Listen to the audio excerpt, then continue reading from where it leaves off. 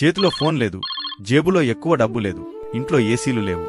అయినా సరే ఆ తరం మనకంటే 100 ఏళ్లు ఆనందంగా ఆరోగ్యంగా ఎలా బ్రతికింది?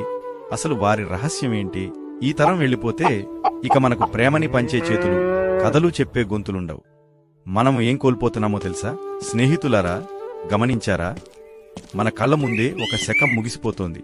మనకు జన్మనిచ్చి జీవితాన్ని నేర్పిన ఒక గొప్ప తరం ఒక్కొక్కరుగా మనకు శాశ్వత వీడ్కోలు పలుకుతూ కనుమరుగవుతోంది. వారితో పాటే ఆ ఆప్యాయతలు, ఆ విలువలు కూడా వెళ్లిపోతున్నాయేమో అనిపిస్తోంది. అసలు ఎందుకంత గొప్పది ఆ తరం? ఒక్కసారి వెనక్కి తిరిగి చూద్దాం.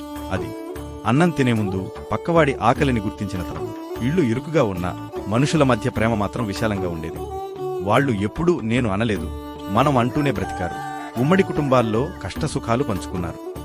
ఆస్తుల కన్నా ఆప్యాయతలకు, అనుబంధాలకు ప్రాముఖ్యతనిచ్చిన తరం అది. వాళ్లకు పెద్ద పెద్ద డిగ్రీలు లేకపోవచ్చు, కానీ జీవితం అనే పుస్తకాన్ని పూర్తిగా చదివిన తరం అది. గడియారం లేకపోయినా సూర్యుని చూసి సమయాన్ని, క్యాలిక్యులేటర్ లేకపోయినా నోటి లెక్కలతోనే జీవితాన్ని గెలిచిన మేధావులు వాళ్ళు. ఇంటర్నెట్ చూడకుండానే అపారమైన జ్ఞానాన్ని నింపుకున్నారు. జీపీఎస్లు లేకున్నా గమ్యాన్ని ఖచ్చితంగా చేరగలిగారు. ఆ రోజుల్లో చేతిలో మొబైల్ ఫోన్లు లేవు, కానీ మనసు విప్పి మాట్లాడుకునే స్నేహాలకు లోటు లేదు. పోస్ట్ కార్డులపై రాసిన 4 ముక్కలు ఫోన్లో మాట్లాడే గంటల కన్నా